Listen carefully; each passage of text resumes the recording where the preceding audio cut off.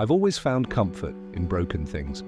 My cramped radio repair shop in Cheltenham is a testament to my obsession. The locals call me peculiar, but I prefer to think of myself as a curator of forgotten frequencies.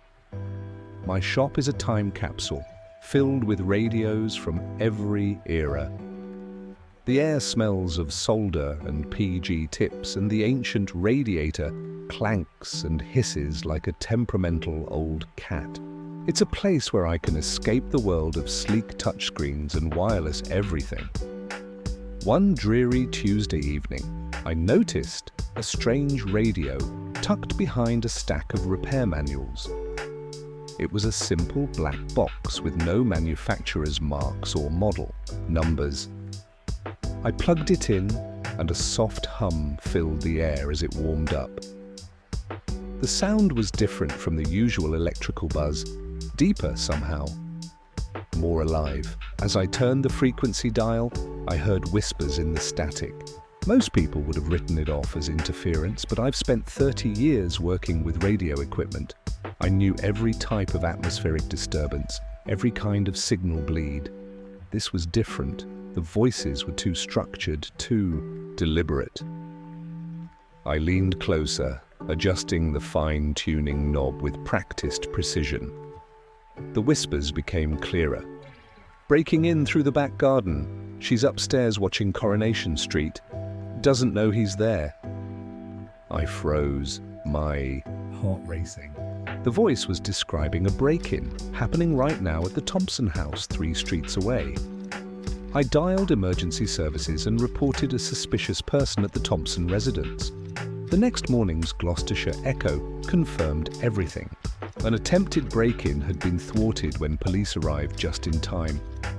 I couldn't focus on my work the next day. The radio beckoned to me like a siren's call. That evening, after my last customer left, I turned it on again. The whispers were waiting for me, revealing the town's hidden machinery, affairs, embezzlement, small betrayals, and quiet desperation. But knowledge comes with a price.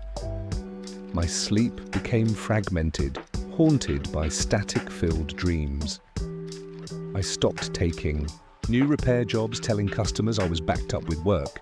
Dark circles formed under my eyes, and my hands developed a slight tremor that made soldering difficult.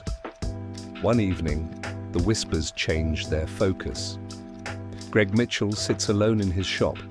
His tea has gone cold. He hasn't called his sister. In Cornwall for 3 months? My blood ran cold. The radio knew my name, knew me.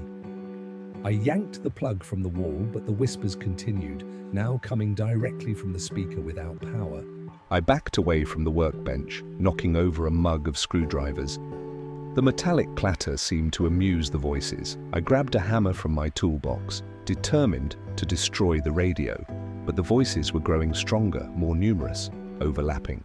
Like a crowd at Piccadilly Circus, all speaking at once. As I raised the hammer, the voices screamed, "Stop!"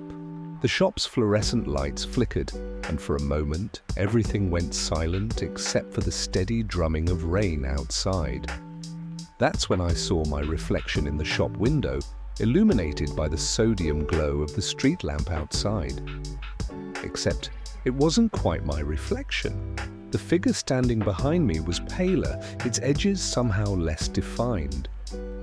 And it was smiling. "We're not done yet," the reflection whispered, its voice carrying the same static-filled quality as the radio. I tried to run, but my body wouldn't respond.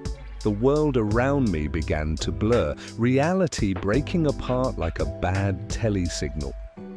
The last thing I saw was my own face, smiling back at me as I was pulled into a world of endless static.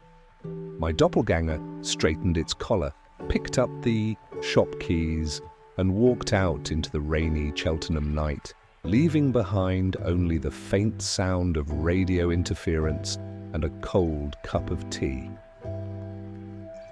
Now I'm trapped in a world of static, forced to watch as something wearing my face lives my life, And sometimes, on particularly quiet nights when the rain falls just so, you can almost hear me in the white noise between radio stations, whispering a desperate warning that no one will ever understand.